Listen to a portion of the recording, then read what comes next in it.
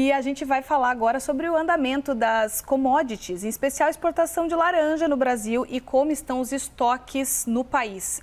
Comigo no estúdio, Ibiapaba Neto, que é diretor executivo da Associação Nacional dos Exportadores de Sucos Cítricos, a Citrus BR. Bem-vindo, Ibiapaba. Obrigada por participar com a gente. Já vou engatar uma pergunta: como é que está a situação dos estoques de laranja versus exportações? A gente sabe que aumentou 75%. Como é que fica isso para a gente depois ir para o consumidor? Isadora, obrigado aqui pelo convite. Bem, os estoques de suco de laranja realmente aumentaram 75% em relação ao mesmo período de 2024. Por que isso acontece? Nós tivemos uma queda na demanda estimada mais ou menos em 25% por conta dos preços recordes que aconteceram na safra 2024-2025.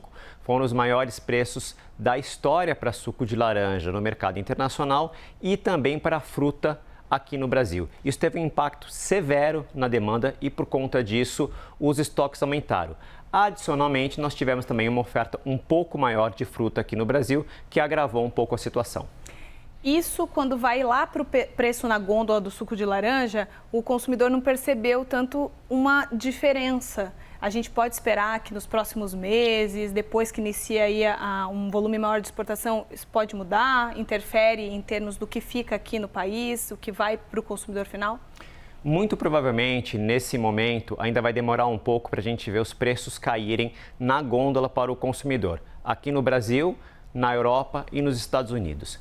Isso porque nos últimos 2 ciclos, os preços foram elevados da matéria-prima para o engarrafador, que é o elo da cadeia que compra esse produto. E o que acontece? Agora que o preço no mercado internacional ele já está caindo, a gente tem uma desvalorização de quase 70% em relação a setembro de 2024, que foi o pico da alta do suco de laranja no mercado internacional. Agora, tanto o engarrafador, que é o cliente das empresas associadas da Citrus BR, quanto o varejo, eles aproveitam esse período de queda para fazer a margem que eles perderam nesse período que ficaram pressionados pelo aumento da matéria-prima. Então, a gente deve esperar um pouco ainda para ver essa acomodação de preços, tanto no mercado internacional quanto na gôndola aqui no Brasil. Vou aproveitar que você está falando sobre commodity para puxar um pouco também o que aconteceu com o café, com o cacau, que está indo nessa mesma toada da laranja. Isso interfere porque o nosso espectador e o consumidor final está sempre preocupado com a inflação. Então, pegando carona no que você acabou de nos explicar, essa similaridade com cacau, com café, que são commodities, o suco de laranja, também deve acender um alerta que a coisa vai continuar mais nessa volatilidade, mais para mais do que para menos? Olha, nesse momento, essas 3 commodities, elas passam por um momento muito parecido. As 3 vieram de períodos de restrição de oferta, passaram por preços altos e aí enfrentaram a queda na demanda. É o que a gente chama de elasticidade de preço. O que significa? No caso específico da laranja, a gente tem uma estimativa de que para cada ponto percentual que você tenha de aumento de preço na gôndola para o consumidor, você tem uma queda de 1% a 1,4% na demanda. Isso para a gente significa o que a gente estava comentando agora, alguma coisa em torno de 25% de queda na demanda. Para as outras soft commodities, deve ser um ambiente mais ou menos parecido, porque o consumidor ele é semelhante. São produtos que não são produtos absolutamente necessários para o consumo, é um consumo de ocasião, e aí quando o preço sobe, infelizmente, o consumidor ele pula fora.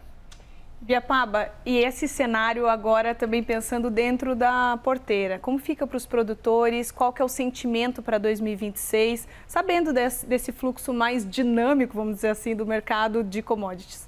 Bem, ciclo de commodities é isso, a gente tem esses períodos de alta que aconteceram agora, foram 2 anos muito bons, e agora o mercado está enfrentando esse período um pouco mais complicado.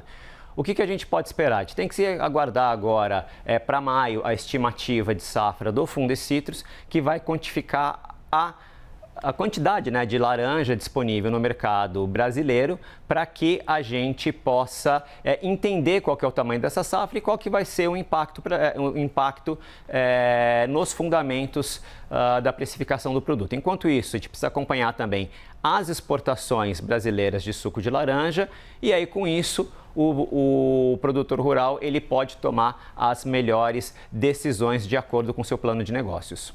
Muito obrigada pela participação e por essa leitura do cenário que vai ajudar a gente a entender os próximos meses por aí, Ibiapaba. Até uma próxima. Eu que agradeço, a gente está sempre à disposição.